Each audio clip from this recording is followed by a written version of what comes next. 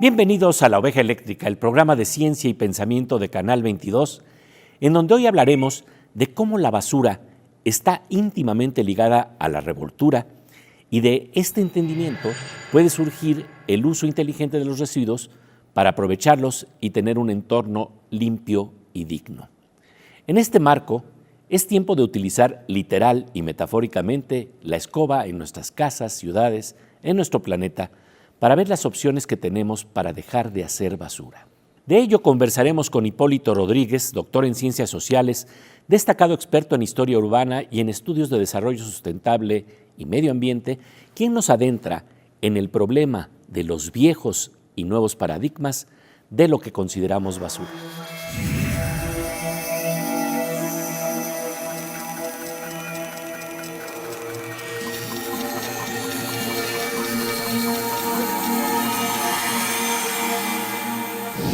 Doctor Hipólito Rodríguez Herrero, encantado de saludarte y encontrarte aquí en La Oveja Eléctrica. Muy buenas, me encanta estar en tu programa, Pepe. Gracias por invitarme.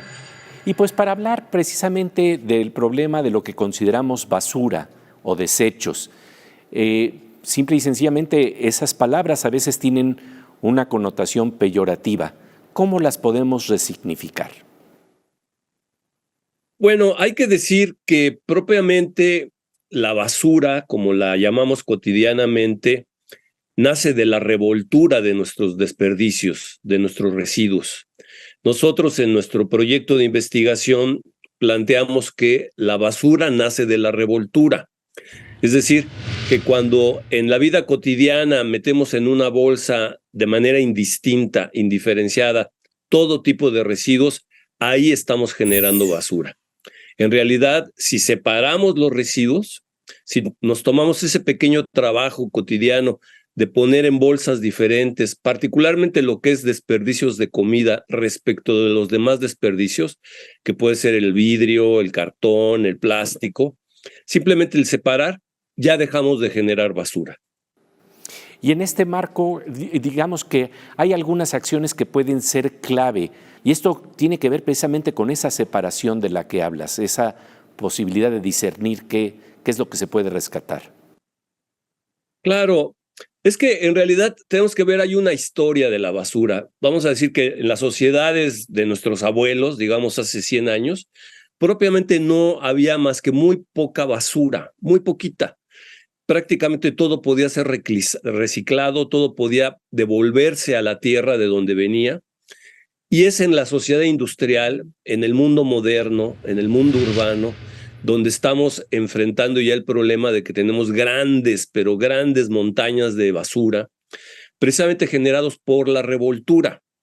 Hay que decir que nuestra vida cotidiana moderna pues nos obliga en muchos casos a adquirir muchos bienes que no sabemos cómo desprendernos de ellos, ¿no? Muchas cosas de plástico, muchas cosas de vidrio, muchos empaques de aluminio, de metal, mucho cartón, y todo eso, de pronto, el ciudadano común y corriente, las amas de casa, no saben cómo desprenderse de eso. Entonces, todo eso lo revuelven y lo ponen en algún bote. Pero lo que tenemos que hacer es recuperar ese saber antiguo, ese saber, digamos, anterior al proceso de urbanización, que es devolverle a la tierra lo que es de la tierra. particularmente todos los residuos de comida, todos los desperdicios de comida. Eso puede muy bien ser composteado, sometido a un proceso natural, para que de ahí nazcan abonos orgánicos, tierra fértil. Y al separar todo esto que es desperdicios de comida respecto de lo que es reciclable propiamente, que viene de un proceso industrial, pues logramos que buena parte de eso pueda entrar a la economía circular, ¿no? Es decir, que vuelva a tener vida útil. Actualmente lo que ocurre es que buena parte de lo que tiramos va a ser sepultado, va a un cementerio, va a ser enterrado en lo que llamamos rellenos sanitarios, lugares donde se vierten todos los desperdicios y donde quedan ahí sepultados, enterrados. Entonces, desgraciadamente, los vertederos, los tiraderos, muchos de ellos son tiraderos a cielo abierto, los basureros ya están saturados. En todo el planeta, este es un problema que se vive. Los basureros, los lugares donde se deposita la basura ya están colmados. Entonces, ¿qué ocurre? Que una alternativa que se puso en práctica hace 3 o 4 décadas en los países que tienen menos tierra, menos territorio, por ejemplo, Japón, ellos ¿qué hacen? Buena parte de la basura la incineran. En otros países también, digamos, Alemania, la misma Francia, incineran los residuos. Pero no es la mejor salida porque lo que hace ahí es generar gases de efecto invernadero.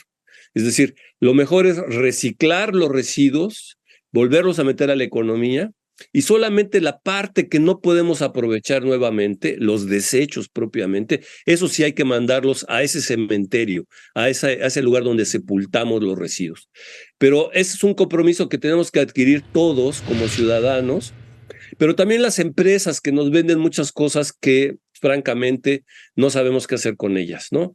Tantos envases, tantas cosas de plástico que actualmente ya es una preocupación mundial, ¿no? Porque los océanos se encuentran ya pues muy contaminados por el plástico. Ya veremos más adelante de qué tamaño es la contaminación de los plásticos en los océanos, pero también hablaremos de la creación de nuevos modelos de gestión de residuos sólidos. De ello seguiremos conversando después del corte con el doctor Hipólito Rodríguez. Mientras tanto, pasamos a una sección con nuestra querida compañera Aura López, que nos habla de investigaciones de vanguardia y proyectos vinculados al conocimiento que se impulsan hoy en día en nuestro país.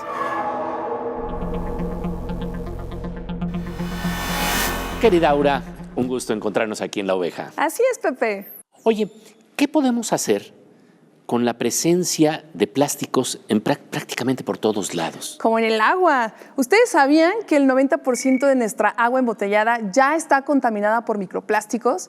De ahí que el proyecto de la doctora Leticia Casas Godoy, del Centro de Investigación y Asistencia en Tecnología y Diseño del Estado de Jalisco, conocido por sus siglas como CIATEG, con apoyo del CONACYT, busca encontrar microorganismos y enzimas que puedan degradar diferentes tipos de plásticos. El proyecto de la doctora Leticia Casas estudia la degradación del plástico de baja densidad que usamos en bolsas de productos, botellas exprimibles como de catsup, bolsas para alimentos congelados y otros envases, así como la degradación del polipropileno, que es un material del que están hechos algunos cubrebocas. Y actualmente en su investigación tienen más de 1,200 cepas que han aislado en los sitios contaminados, de las cuales 100 ya mostraron las actividades enzimáticas de interés en cuanto a la degradación de plástico. Por otro lado, en su proyecto también buscan hacer un análisis metagenómico de los suelos contaminados para tener mayor claridad sobre todos los organismos y microbios que viven en los suelos. Su proyecto busca producir a gran escala este tipo de enzimas para crear un proceso de remediación en el sitio o llevar todos los plásticos a una planta de tratamientos y degradarlos enzimáticamente, y ojalá que encuentren una solución para esta terrible problemática que sucede a nivel mundial, y sin duda este es un gran proyecto. Así es un gran proyecto, querida Aura, porque estamos hablando de ante problemas que a veces ni sabemos cómo podríamos enfrentarlos, la labor paciente de la ciencia. Ciencia y paciencia parece que están íntimamente ligados y tarde que temprano nos dan frutos. Es correcto, Pepe. De verdad, muchísimas gracias por tu presencia aquí en La Oveja, mi querida. Muchas gracias a ti, Pepe. Muchas gracias, querida Aura. Después de un parpadeo cósmico, volvemos a La Oveja Eléctrica, en donde estamos conversando con el doctor Hipólito Rodríguez sobre la relación entre basura, revoltura y el uso inteligente de los residuos sólidos. Es tiempo de usar literal y metafóricamente la escoba.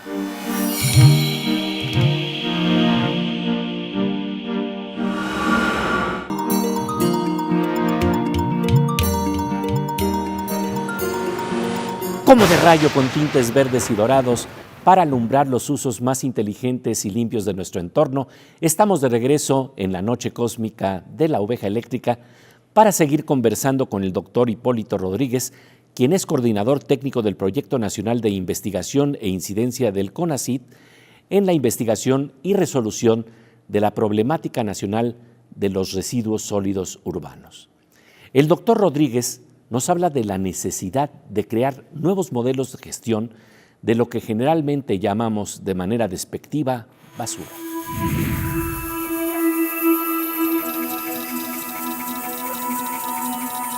Y en este marco estamos hablando de la posibilidad de crear nuevos modelos de gestión de residuos sólidos. Háblanos de estos proyectos. El trabajo que estamos realizando en CONACYT justamente busca el ir introduciendo nuevas modalidades de gestión de los residuos sólidos. Estamos trabajando actualmente en 7 ciudades del país, que son 7 casos muy paradigmáticos, muy emblemáticos de los problemas que enfrenta nuestra sociedad. Por ejemplo, trabajamos en Acapulco. Desgraciadamente, como ustedes bien saben, pues el huracán ahora vino a sacudir terriblemente a la población de Acapulco. Ahí ya veníamos impulsando desde hace más de un año centros de compostaje, es decir, toda la materia orgánica que se desperdicia en restaurantes, en hoteles y en los propios hogares. Acapulco, que es un lugar turístico, imagínense ustedes la cantidad de desperdicios orgánicos que se generan. Entonces, ahí impulsamos con el apoyo de la alcaldesa y con el apoyo de la Secretaría de Salud la instalación de un centro de compostaje.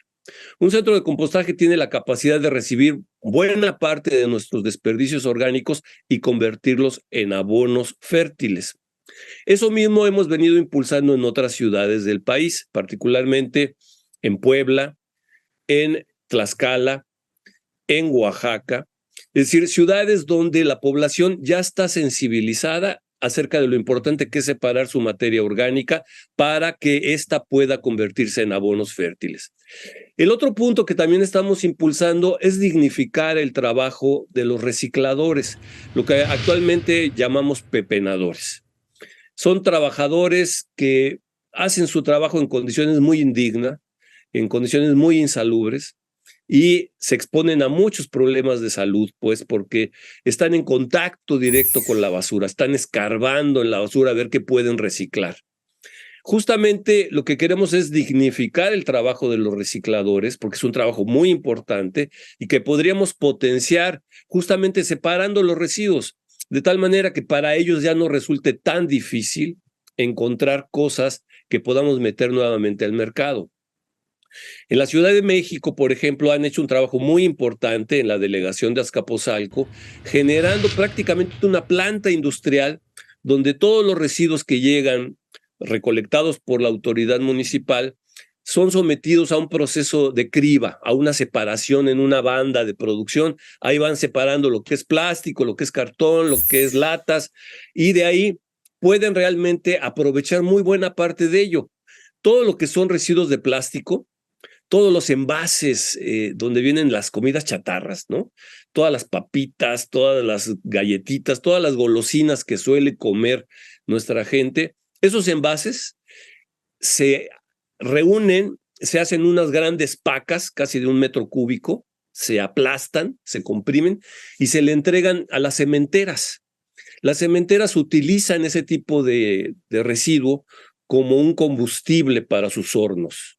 Entonces, es una manera de darle utilidad a algo que actualmente se desperdicia. También, pues, estamos impulsando nuevas formalidades jurídicas, nuevos códigos jurídicos para que las autoridades municipales establezcan como obligatorio que las empresas, los hogares, las instituciones separen sus residuos. Por eso es que echamos a andar un programa que llamamos Basura Cero. El programa Basura Cero Es un programa que consiste en enseñarle a la gente cómo clasificar los residuos en su vida diaria y cómo lograr que esos residuos vayan a un destino donde esté garantizado que van a volver a entrar a la vida productiva. Ese programa Basura Cero ha sido muy reconocido. Empezó originalmente en el Campus Morelos de la Universidad Nacional Autónoma de México, y ahí ellos lograron, después de mucho tiempo de esfuerzo, establecer este programa que ahora buscamos replicar en todos los centros de investigación, en todas las universidades, para que de ahí se dé ejemplo a la sociedad de que podemos avanzar de una forma ordenada y de una forma que realmente nos brinde satisfacción.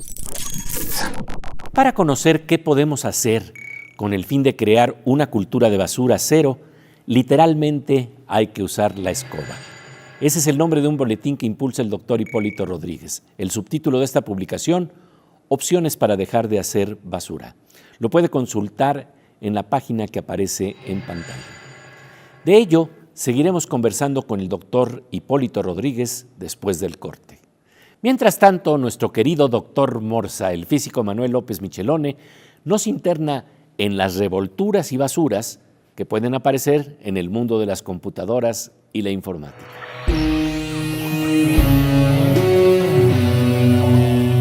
Pues querido Morsa Eléctrica, un gusto encontrarnos aquí en la Oveja Eléctrica. Exactamente, Pepe. Oye, me da mucha curiosidad ver cómo empiezas a utilizar estas herramientas que ya empiezan a verse en Internet de inteligencia artificial.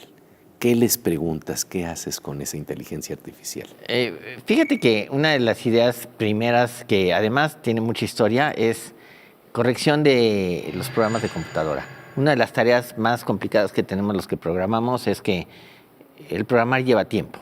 O sea, te falta un punto y coma, no compila el programa y no corre. Te falta un signo o te equivocas en algo y entonces hay que volver a empezar. En fin, es laborioso, que tiene, bueno, al final de cuentas logras cosas interesantes, pero lleva tiempo.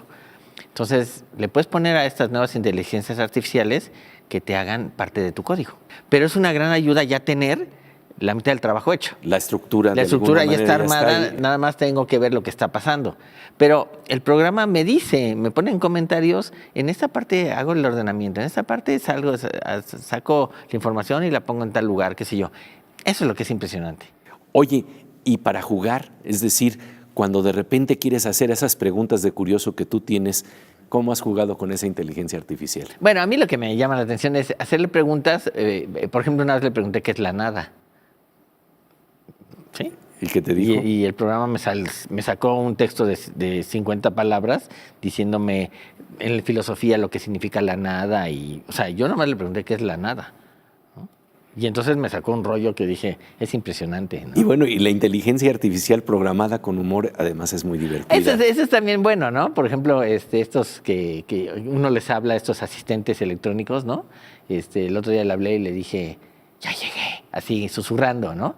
Y me contestó, qué bueno, también susurrando, lo cual me parece muy ingenioso, ¿no? Hay que tener buen humor para hacer las cosas. Claro, ¿no? Yo le pregunté, oye, te amo, sí, Alexa, y me dice, de seguro le dices eso a todas. Sí, exactamente, ¿no? O a todos, ¿no? Hay que tener ingenio. Claro que sí. No es tan fácil. Pues querido Morsa, de verdad, un gusto encontrarnos aquí. Gracias, Pepe. Muchas gracias, querido Morsa.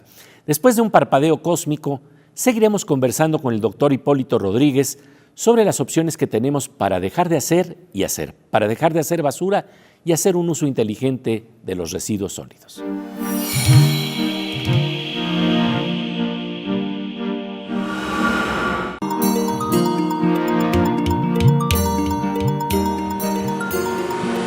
Como de rayo con tintes verdes y dorados que ilumina opciones para tener entornos dignos, estamos de regreso en la noche cósmica de la Oveja Eléctrica para seguir conversando con el doctor Hipólito Rodríguez, quien es investigador en Ciencias Sociales en el Centro de Investigaciones y Estudios Superiores en Antropología Social. El doctor Rodríguez realizó una maestría en Francia en el Programa de Estudios Latinoamericanos con especialidad en Historia Urbana y conoce profundamente el problema de los tiraderos de basura a cielo abierto y su impacto en nuestras ciudades.